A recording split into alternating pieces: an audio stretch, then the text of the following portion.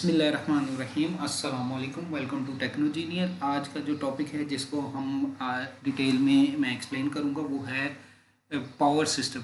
अगर हम power system के बेसिक टाइप्स को देखें या पार्ट्स को देखें तो वो तीन पार्ट्स बेसिक बनते हैं। जिस जगह पे इलेक्ट्रिसिटी जनरेट की जाती है वो कोई भी पावर स्टेशन हो जाए, जिस तरह हाइडल पावर स्टेशन है, थर्मल पावर स्टेशन है, कोल बेस्ड पावर स्टेशन है, सोलर है, विंड है, वो सारी की सारी जो जनरेशन हो रही है उसको पावर जनरेशन, उस हिस्से को हम पावर जनरेशन कहते हैं। पावर जनरेशन क्योंकि लो वोल्टेज में होती है तो ये ट्रांसमिट नहीं होती लॉन्ग डिस्टेंस पे। अमूमन पावर जनरेशन रिमोट एरियाज़ में होती है क्योंकि पावर प्लांट काफ़ी बड़े होते हैं और इनका डिस्टेंस काफ़ी ज़्यादा होता है कंज्यूमर तक पहुंचने के लिए। तो जो कंज्यूमर तक पहुंचने तक इसको फिर कंज्यूमर तक पहुंचाने के लिए हम क्या करते हैं कि पावर स्टेशन की जो इलेक्ट्रिसिटी प्रोड्यूस हो रही है उसका वोल्टेज स्टेप अप कर लेते हैं, और वो जब स्टेप अप होने के बाद फिर हम इसे लॉन्ग डिस्टेंस ट्रांसमिशन के लिए भेज देते हैं। वो जो लॉन्ग डिस्टेंस ट्रांसमिशन का मैकेनिज्म होता है क्योंकि उसमें टेक्निक्स सारी बदल जाती हैं तो उसको हम कहते हैं पावर ट्रांसमिशन। और उसमें जो जितनी भी इंजीनियरिंग लगती है वो सारी की सारी हाई वोल्टेज इंजीनियरिंग होती है। उसके अंदर जो प्रोटेक्शन है, उसके अंदर जो पूरा उसका सिस्टम है, उसकी जो हाइट है टावर की, वो सारी की सारी हाई वोल्टेज के अकॉर्डिंगली बनती है। फिर जब कंज्यूमर एंड पे पहुंच जाती है जिधर कस्टमर या कंज्यूमर बैठे हुए हैं तो वहाँ पे ग्रिड स्टेशन लगा होता है। ग्रिड स्टेशन का काम क्या होता है कि इस पावर जो रिसीव्ड पावर है उसको स्टेप डाउन किया जाए इस लेवल पे कि कंज्यूमर तक पहुंचाई जा सके, और फिर ये कंज्यूमर तक पहुंचने के बाद फिर स्टेप डाउन होके एंड यूज़र तक पहुंच जाती है। अब जो कंज्यूमर वाला एंड है उसे हम डिस्ट्रीब्यूशन कहते हैं। सबसे पहले अगर हम तीनों पार्ट्स को दोबारा बताएं तो सबसे पहला पार्ट है जनरेशन, दूसरा पार्ट है ट्रांसमिशन और तीसरा पार्ट है डिस्ट्रीब्यूशन। ये मेजर तीन पार्ट्स हैं। हाँ, इसके दरमियान में अगर हम देखें तो एक और पार्ट आना चाहिए, वो है प्रोटेक्शन का। क्योंकि जो पावर सिस्टम है वो विदाउट प्रोटेक्शन चल ही नहीं सकता कि अगर कहीं पे शॉर्ट सर्किट होता है, कोई लॉसेस वगैरह आ जाते हैं, कोई डिस्टर्बेंस वगैरह आ जाती है, वो डिस्टर्बेंस की वजह से कोई पावर जनरेशन सिस्टम या कहीं पे ग्रिड स्टेशन डैमेज ना हो सके, तो इसके अंदर प्रोटेक्शन बड़ा इंपॉर्टेंट रोल प्ले करता है। जो हर एरिया में यानी कि जनरेशन की अपनी प्रोटेक्शन होती है, ट्रांसमिशन की अपनी प्रोटेक्शन होती है और डिस्ट्रीब्यूशन की अपनी प्रोटेक्शन होती है।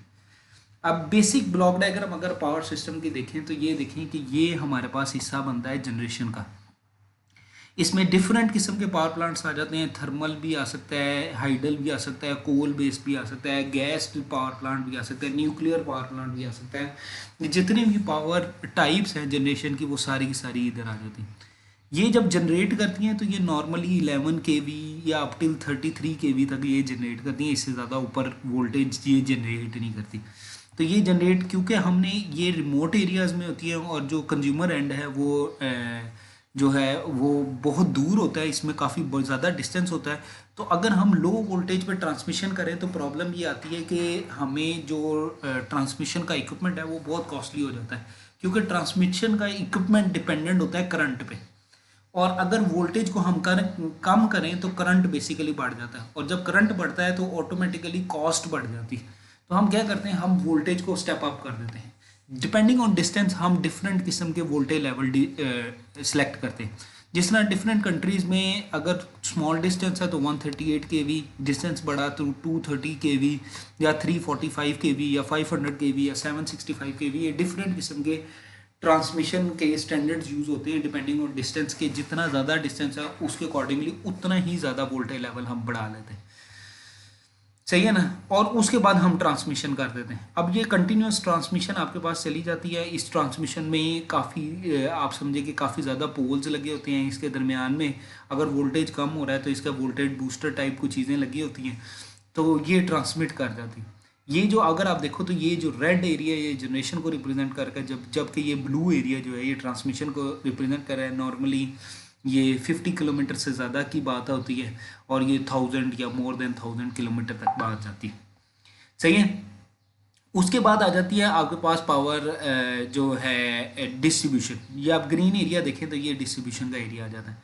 होता क्या है कि हम पावर ट्रांसमिशन जब हमारे पास हो जाती है तो हमने पावर को डिस्पैच करते हैं इन ए ग्रिड स्टेशन।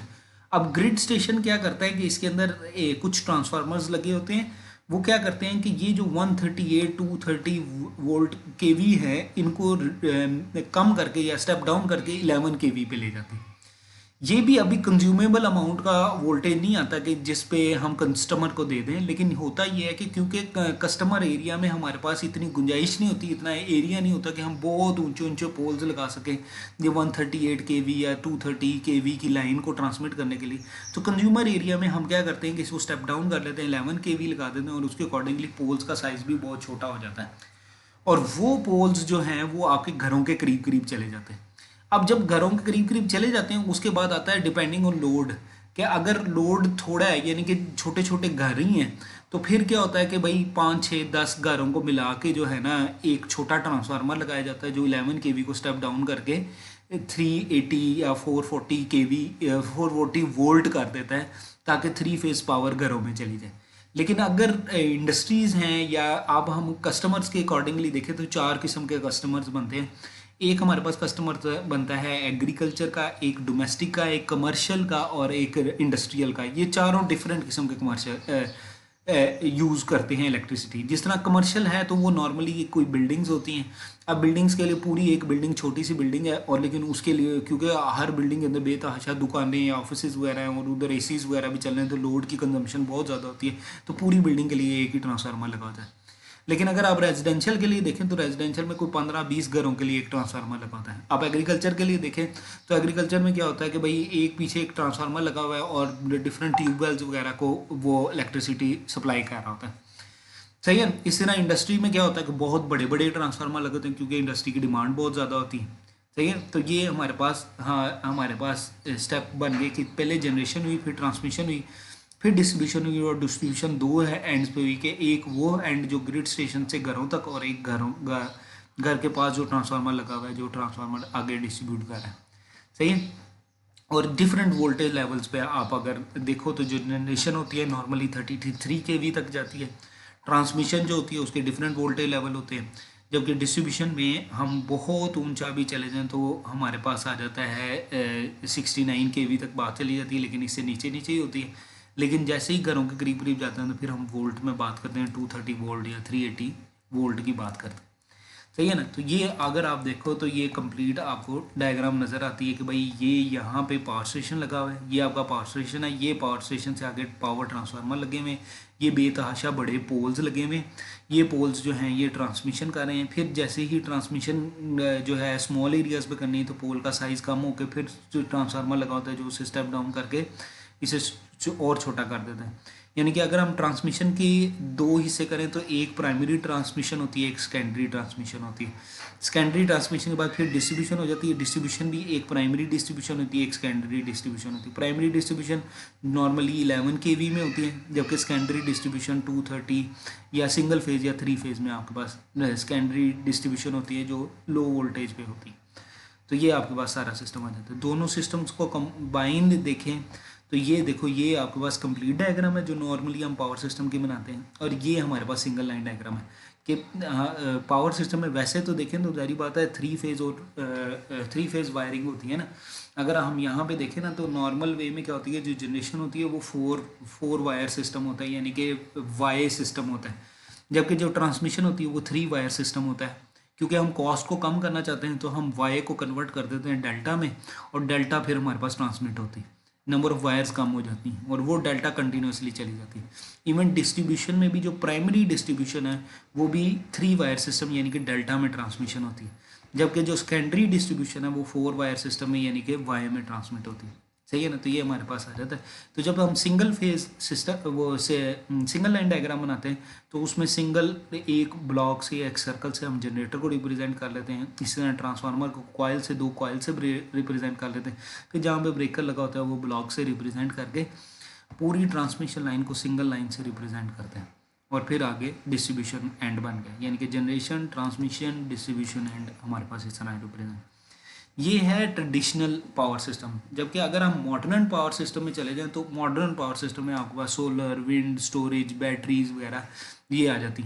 और ये जो सोलर विंड वगैरह अगर स्मॉल पावर प्लांट है तो सोलर विंड हम जनरेशन साइड पे लगाते हैं, और अगर अगर बड़े पावर प्लांट है तो हम जनरेशन साइड पे लगाते हैं, और अगर छोटे पावर प्लांट है तो फिर हम घरों की छतों पे लगा देते हैं और ट्रांसमिट करते हैं।